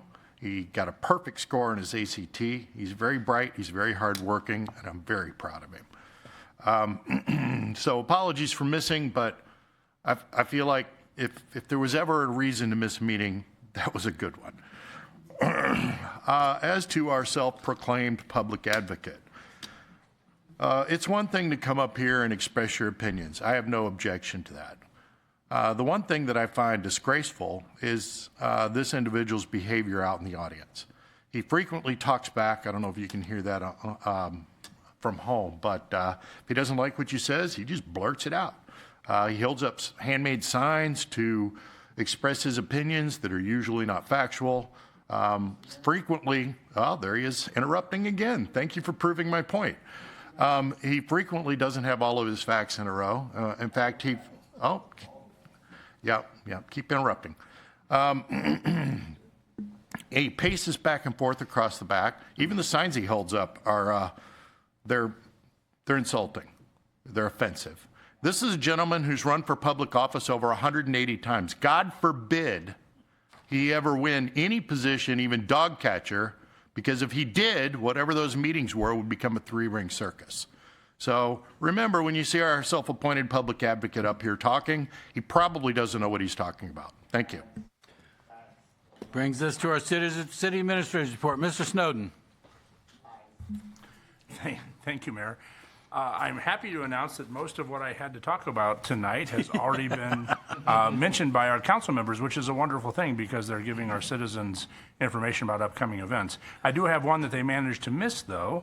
Maybe they just didn't want to say Gator. On the 29th of May is National Gator Day, and from noon to 6 p.m. at the Alligator Creek Aquatic Center, folks can have a chance to swim with a pool full of gators, rubber gators to be exact. And so that's the only thing that hasn't been covered that I have, sir. Thank you. Brings us to old business. Brings Bill 7745. Motion for second reading by title only. Thompson. Motion by Councilman Thompson, second. Boyer. Second by Councilman Boyer. All in favor? Aye. Any opposed? Mr. O'Keefe. Bill number 7745, second reading, in consideration for adoption, an ordinance granting a conditional use permit to the owner of Dutch Brothers to allow a coffee shop with a drive-through in a C2 general business district under certain conditions on a certain tract of land located at 100 Crossroads Plaza within the city of O'Fallon, Missouri. Thank you. And just to correct Mr. O'Keefe, it's not Dutch Brothers, it's Dutch Bros. It's not brothers. I apologize. Okay. Bro. Thank you, bro. Motion for final passage. Motion by Councilman Thompson, second. Boyer. Second by Councilman Boyer. Questions or comments? Council members, please cast your vote.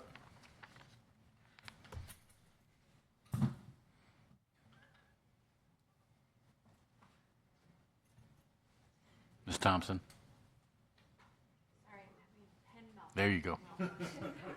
The voting's closed. 10 yes, 0 no. Bill 7745 passed and becomes ordinance number 7213. 7213. Thank you, Bess. Brings Bill 7746. Motion for second reading. Ragsdale. Motion by Councilman Ragsdale, second. Cook. Second by Councilman Cook. All in favor? Any opposed? Mr. O'Keefe. Bill number 7746, second reading and consideration for adoption. An ordinance approving the plans for Hoff Road Reconstruction Phase Numeral 2, declaring the project to be necessary and appropriate, authorizing acquisition of property in association therewith, and authorizing certain other actions. Thank you. Motion for final passage. Ragsdale. Motion by Councilman Ragsdale, second. Cook. Second by Councilman Cook. Questions or comments? Council members, cast your vote. The voting's closed. 10 yes, 0 no. 7746 passed and becomes ordinance number 7214. 7214. Thank you, Bess. Brings Bill 7747. Motion for second reading by title only. Thompson. Motion by Councilman Bibb, second by Councilman Thompson. All in favor? Any opposed? Mr. O'Keefe. Bill number 7747, second reading and consideration for adoption. An ordinance approving the plans for Dardine Greenway Sports Park to Bluebird Meadow Park, declaring the project to be necessary and appropriate, authorizing acquisition of property in association therewith, and authorizing certain other actions. Thank you. Motion final passage. Bibb. Motion by Councilman Bibb, second. Thompson. Second by Councilwoman Thompson. Questions? Council members, please cast your vote.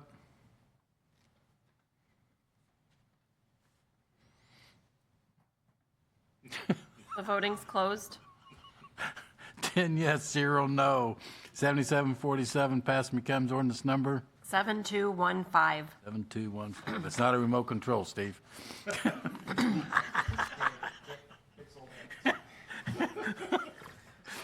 Brings us to Bill 7748. Motion for second reading by title only. Roth. Motion by Councilman Roth, second. Wexler. Second by Councilman Wexler. All in favor? Any opposed? Mr. O'Keefe. Bill number 7748, second reading and consideration for adoption. An ordinance approving the plans for Tom Ginevra Avenue and N Cool Springs Road intersection improvements project, declaring the project to be necessary and appropriate, authorizing acquisition of property in association therewith, and authorizing certain other action. Thank you. Motion final passage. Roth. Motion by Councilman Roth, second. Wexler. Second by Councilman Wexler. Questions or comments? Ms. Ragsdale. Thank you. I just want to say again on behalf of the residents of Wards 1 and 5 who use this intersection on a regular basis, I have not heard hardly any residents of these wards that want this roundabout. And from the very beginning, I have been against it in looking out for probably the around 40% of the residents of Wards 1 and 5. And so for that reason, I'm going to be a no vote on this. Thank you. Anybody else? Ms. Cook? Thank you, Mayor.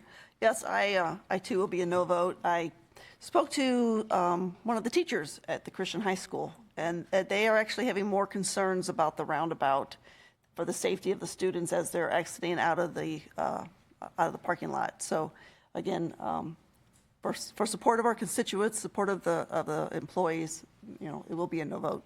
Thank you. Anybody else? Council members, cast your vote. The voting's closed. 7 yes, 3 no. 7748 passed, becomes ordinance number 7216. 7216. Thank you, Bess. Brings Bill 7749. Motion for second reading. Ewan. Motion by Councilman Kuhn, second. Costello. Second by Costello. All in favor? Any opposed? Mr. O'Keefe. Bill number 7749, second reading and consideration for adoption. An ordinance amending the 2025 budget for the period of January 1, 2025 through December 31, 2025 for the city of O'Fallon, Missouri, and providing for the approval of expenditures made pursuant to said budget. Thank you. Motion for final passage. Kewen. Councilman Kewen, second. Cascola. Second by Cascola. Questions or comments? Council members, please cast your vote. The voting's closed. 10 yes, 0 no. 7749 passed, becomes ordinance number 7217. 7217. Thank you, Bess. Brings us to Bill 7750. I need a motion to amend Bill 7750 by deleting Exhibit D and attaching new Exhibit D1 before second reading. So moved. Kewen. Motion by Councilman Kewen, second. Roth. Second by Councilman Roth. Questions or comments on the amendment? All in favor? Aye. Any opposed? Motion passes. Brings Bill 7750.1. Motion for second reading. Kewen. Motion by Councilman Kewen, second.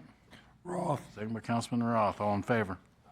Any opposed? Mr. O'Keefe. Bill number 7750.1, second reading and consideration for adoption.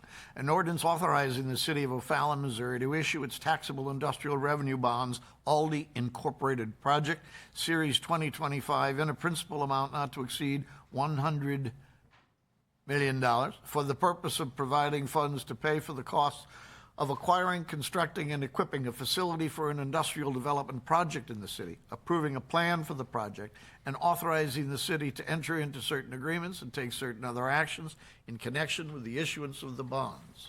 Motion for final passage. Kewen. Motion by Councilman Kewen, second. Roth. Second by Councilman Roth. Questions or comments? Mr. Kewen.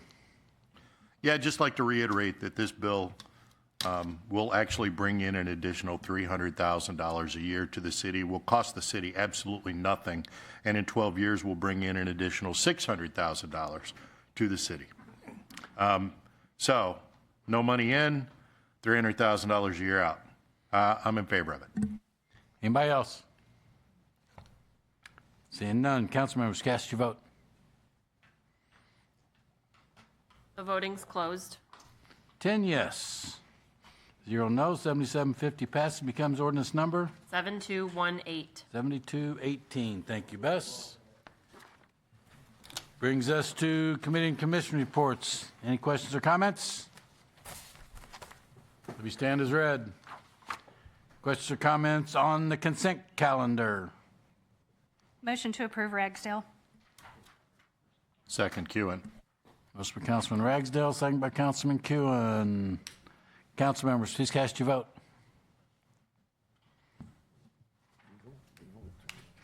The voting's closed.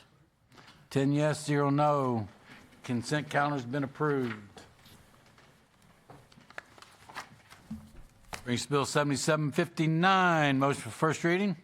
Cascola. Motion by Cascola, second. Bibb. Second by Councilman Bibb. Councilman Cascola, please present the bill.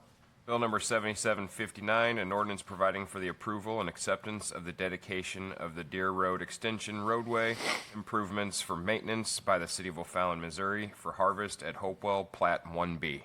Thank you. Questions or comments on Resolution 522, 2025B? Seeing none, motion to introduce.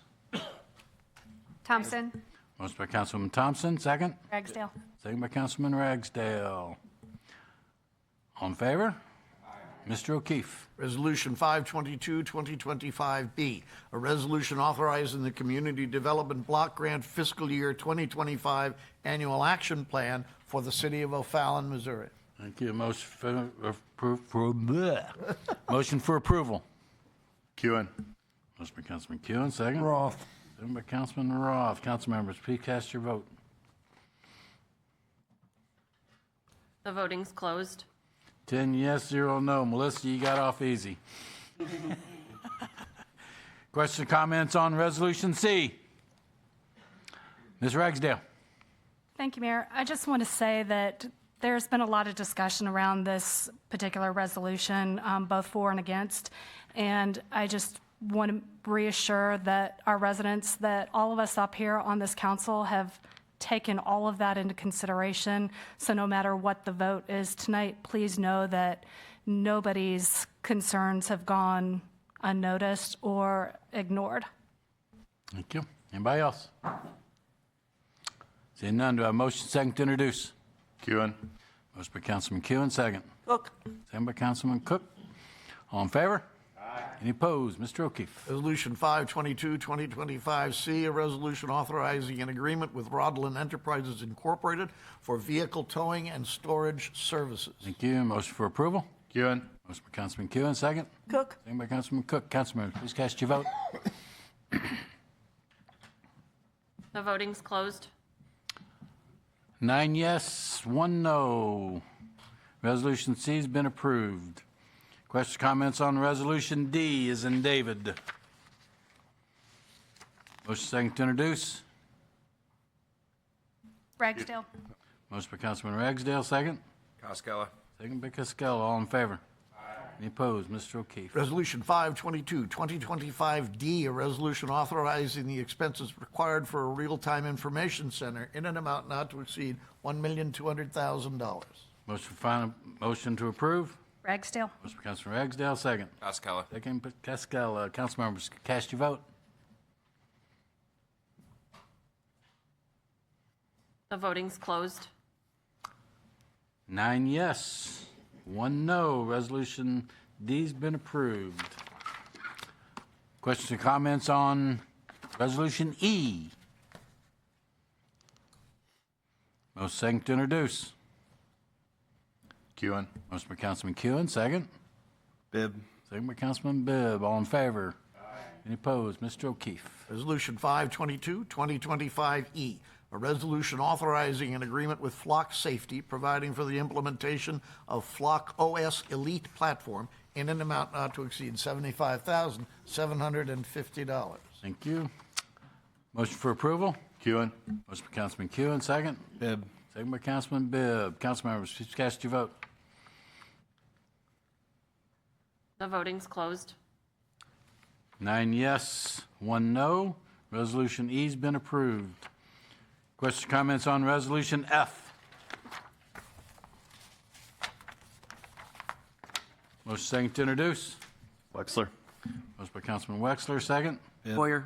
Second by Councilman Bibb. All in favor? Aye. Any opposed? Mr. O'Keefe. Resolution 522, 2025F, a resolution authorizing an agreement with Hegeman Inc., providing for the O'Fallon wastewater treatment plant grit removal improvements project in an amount not to exceed $1,832,792. Thank you. Motion second to approve.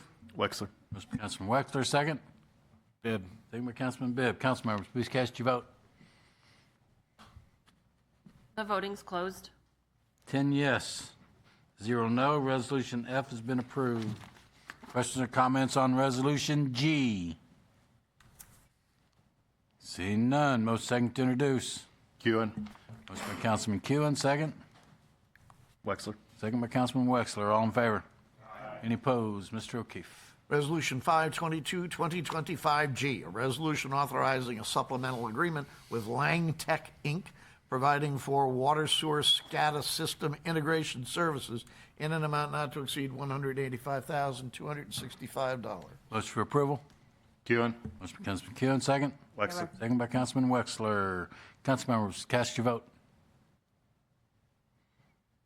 The voting's closed. 10 yes, 0 no. Resolution G's been approved. Questions, comments on Resolution H? Mr. Kewen? Yeah, I have a couple of questions, and really some of these questions I know the answer to, but I'd like to hear it on the record for the folks out there to hear. Was any consideration given by MoDOT to allow the presence of a trailer-mounted light system for this intersection rather than building a $100,000 temporary signal? Mr. Snowden? Thank you, Mayor. Mr. Drabell has been deeply involved in this, along with Mr. Montgomery, and to a lesser extent myself. I believe Mr. Drabell would be best able to answer all of those questions. Tom, do you mind? Thank you. Yes, Mr. Kuhn, we did look at that. That's actually been our preferred approach all along, is to do a temporary trailer light. Unfortunately, MoDOT has told us since before the project started, after the project started, after the project started again, all the way along, that they will not allow it on their stretch there. It's just something they won't allow.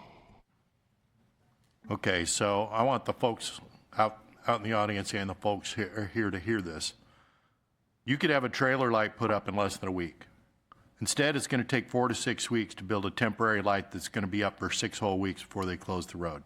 So we're spending $100,000 for a temporary light that could have been put up much faster and much cheaper if MoDOT would, pull their heads out of their backsides.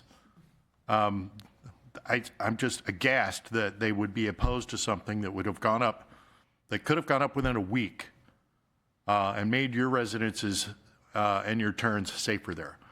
My best friend for the last 45 years lives in Fieldstone Farms.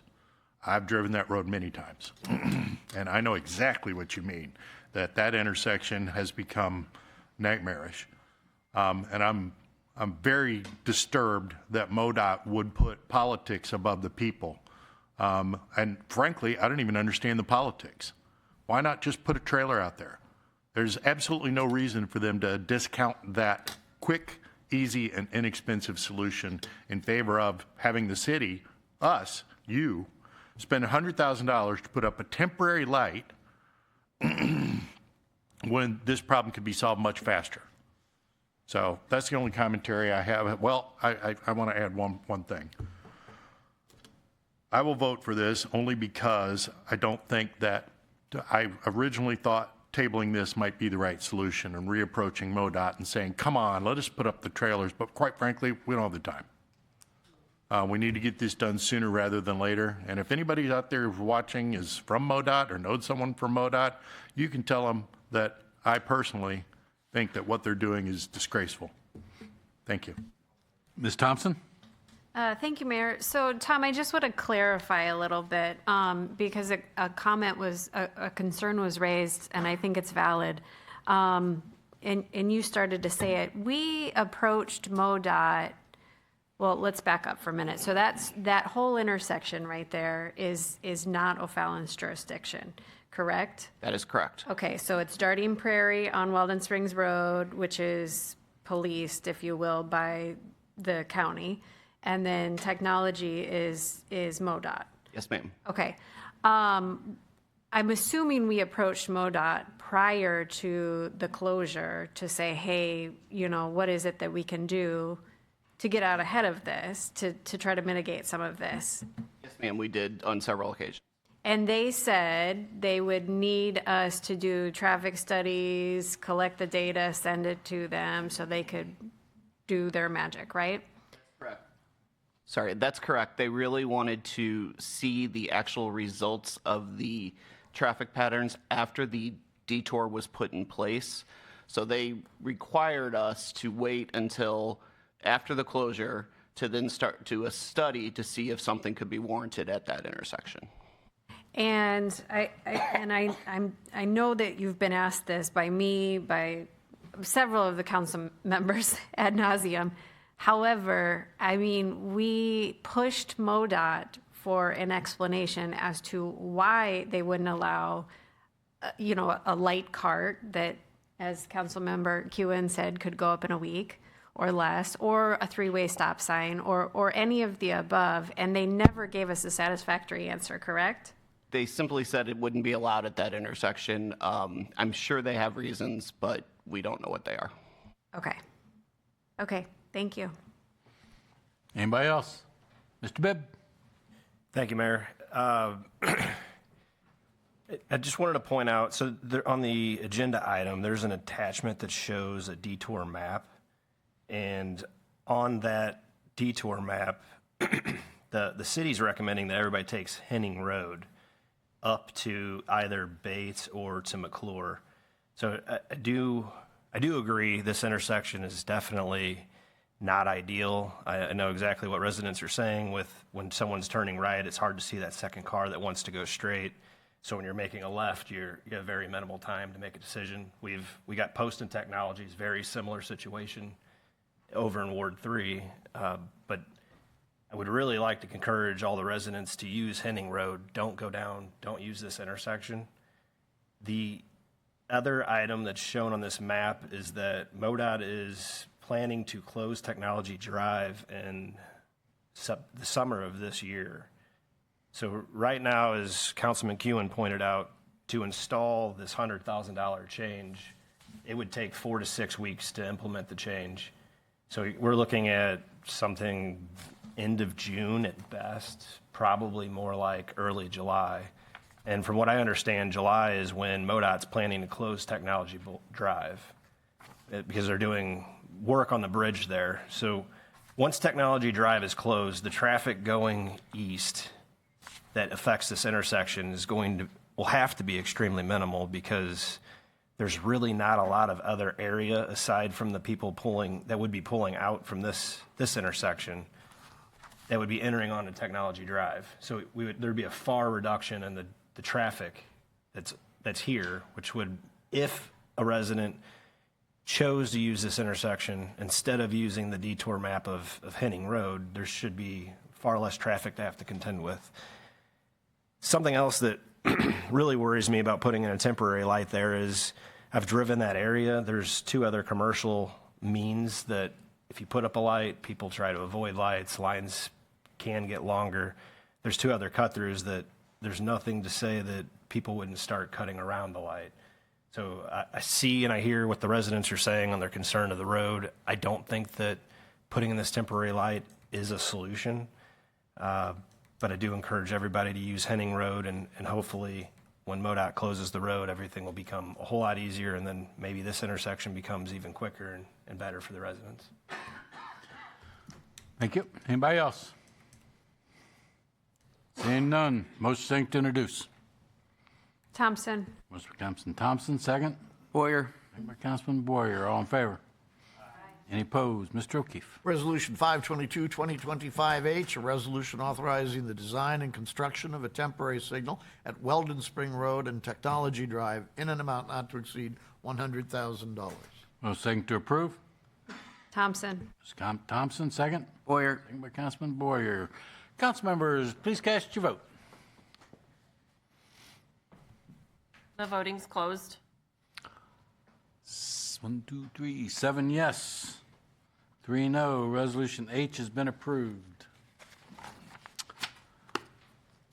Next, I'd like to have a motion to go to closed session, 610-0211, legal action, cause of action, or litigation involving a public governmental body and any confidential or privileged communication between a public governmental body or its representative and its attorneys.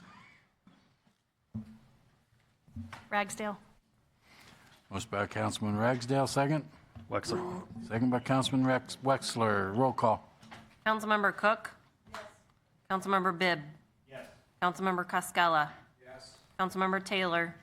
Yes. Councilmember Ragsdale? Yes. Councilmember Wexler? Yes. Councilmember Thompson? Yes. Councilmember Kewen? Yes. Councilmember Boyer? Yes. Councilmember Roth? Yes. 10 yes. We'll be up in the community room at 9:08 and we'll adjourn from there.